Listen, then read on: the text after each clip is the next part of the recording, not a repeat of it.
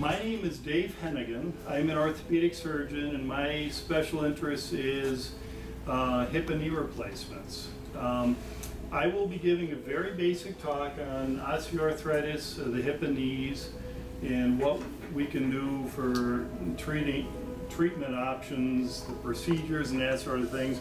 I have a lot of toys up here, so for after we're done, I've got a lot of samples that I can show you, and we can go ahead, you can go ahead and look at these things and see how they work and that sort of thing. At the conclusion of my presentation, my friends Troy and Kristen are going to do a brief talk about the role of physical therapy, both before and after the surgery for partial or total knee replacement or total hip replacement. So, let's get started. Osteoarthritis of the hip and knee. What is arthritis? Arthritis is the, I'm going to interrupt myself here. I have a habit of getting too technical and too wordy with my presentations when I talk about things. I really try to avoid that in this talk, and so I'm going to keep this very basic, and I have a few slides which illustrate what we're going to be talking about. However, if any of you have any questions, please ask them. I'd be happy to answer them. We can talk in keep it basic or go into a fair amount of detail. But I'm all ears if you have questions. Okay? So, arthritis is the loss or wearing away of articular cartilage.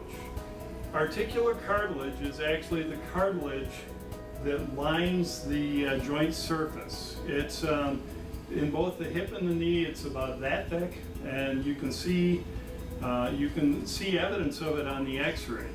Cartilage itself does not show up on an X-ray, but if you have loss of the cartilage, you can see that there is nothing where it's supposed to be, and I'll show you that in just a second. The other thing that happens with arthritis is that the lubrication in the joint changes. Your joint normally has a very thick, heavy, syrupy lubricant. In an arthritic joint, that lubrication changes, and so it becomes thin and runny, okay? And so if you can imagine, running your motor in your car on 30 white oil, well, in an arthritic joint, you don't have 30 white oil in there anymore, you have 10W40. It's still a lubricant, but it just doesn't work very well for the heavy stuff. And we'll get into why that's important in a couple of minutes.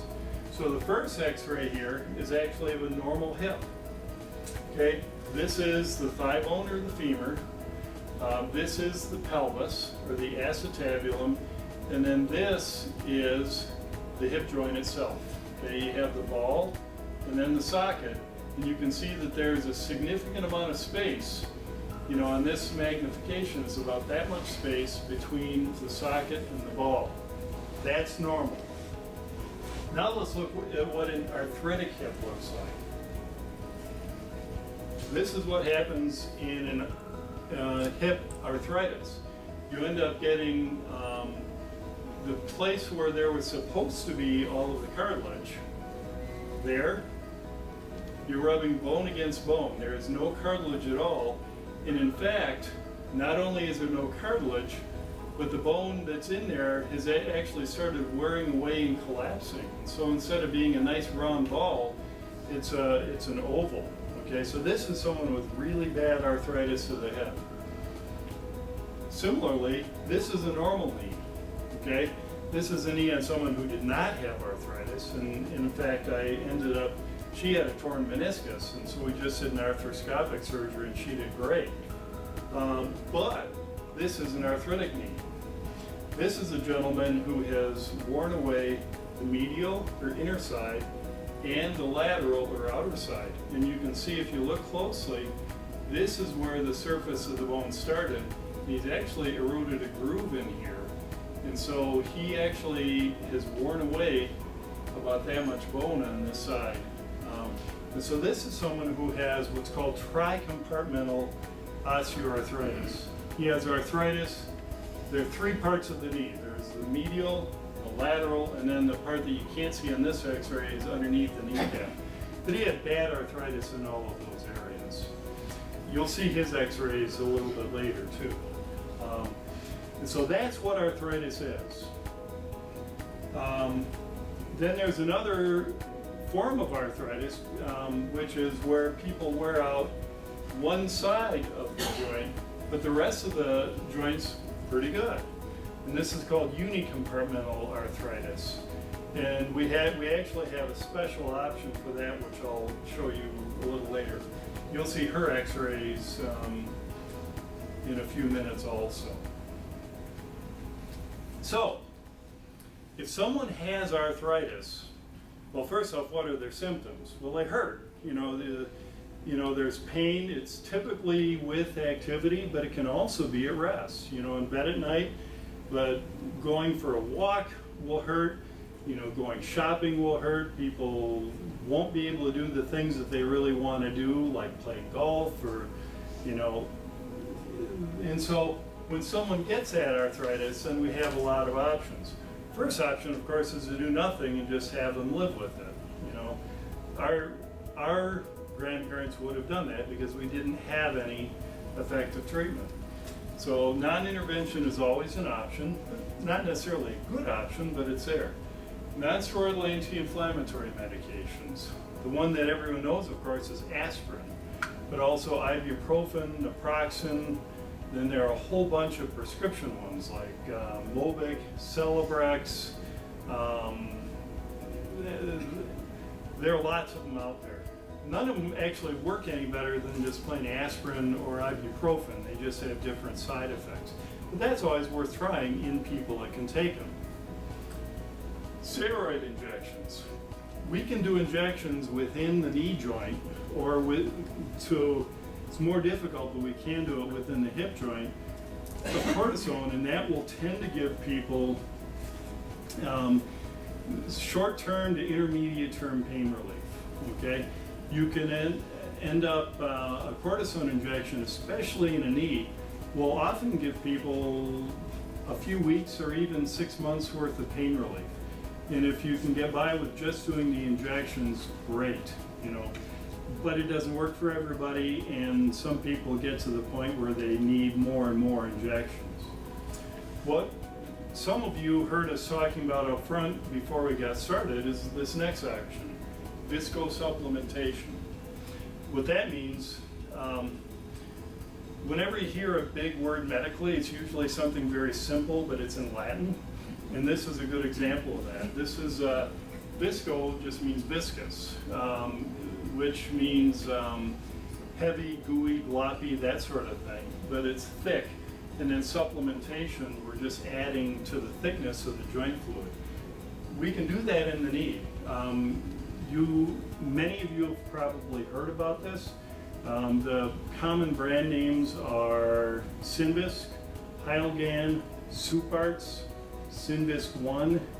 But what all of these things do is that they take a very thick, heavy, syrupy substance, we inject it into the knee, and it actually tricks people's body into producing more of the thick, heavy lubricant and replacing the thin, runny lubricant that's in there.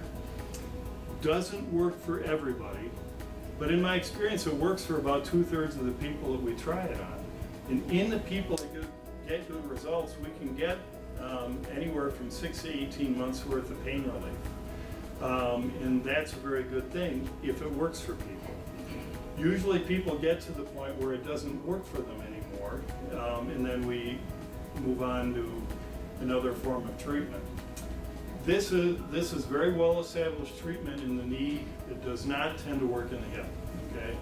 And so we don't try it in the hip. There are braces, what are called unloader braces, especially for people with the medial compartment arthritis that you just saw, where one part of the knee is wearing out and the rest of the knee is not. And so what you do is you put them in a brace with a hinge on it that actually makes them usually more knock-kneed, and it takes the pressure off of the involved compartment. Some people benefit from that, a lot don't. Usually when we try these work very well for people who want to do a specific thing. They want to have less pain when they're golfing. I know one guy who runs with it, but most people don't really tolerate it because it only works when the brace is on, and it's kind of a hassle to put them on. So most people don't tend to want to try that. And then of course surgery, which we'll spend some time talking about. Any questions so far? I've been talking kind of fast. Okay. Surgery. Okay. The top three options here are for the knee, and then the bottom, of course, is for the hip. In people with the medial compartment arthritis, where the knee, I'm going to back up a few slides and try to explain this one. There we go. If someone has worn out the medial or inner side of the knee, there's an older surgery that, I'll be honest with you, I haven't done it in probably 10 years, but we can still, consider doing it. It's great for young males. It doesn't work for anyone other than young males, though. But we can go in and take a wedge of bone out of here and actually swing this the tibia over to the side and then hold it in place with a plate and let it heal. And that can work pretty well for people, but that's been largely replaced by other procedures. But I had to mention it because it's a classic form of treatment for it. Unicompartmental knee arthroplasty is something that we've been this is where you replace part of the knee joint. Interestingly, partial knee replacement has been done a lot longer than total knee replacement. There were some guys, McKeever, McIntosh, way back in the 60s that were doing these, but none of them actually worked all that well. And so the partial knee replacement went largely away, because too many people just didn't get good results and and they were wearing out quickly and needing to be converted to a knee replacement. Meanwhile, there were some guys over in England that were doing a different kind of partial knee replacement, and they were getting really, really good results, but they used a different technique than everybody else. And so I'll show you one of those in a few minutes. But if you believe the numbers that come out of England, the people with this particular implant actually do better than the people with the total knee replacement. Lasts longer, better pain relief, better motion, better functional activity level. But not everybody's a candidate for it. We have, as I said though, there are a lot of the older implants that just simply weren't very good, and so this kind of got a bad reputation. But the people from Oxford, England, who were doing this, this has only been done in the United States for about 5 years, and it's really going very well. People are replicating the results that they got in England. So that, I'll show you some x-rays of that, and I have a little toy up here that I'll play with in a few minutes. Then there's a total knee replacement, which you'll see in a few minutes also, where we go in and cut off all of the surfaces, just the surfaces of the bone, and then replace it with metal tray and a metal cap. And then there's a hip replacement, which we'll get into more in just a minute. Okay, implants. Okay, there are a lot of materials that we use when we do hip and knee replacement surgery.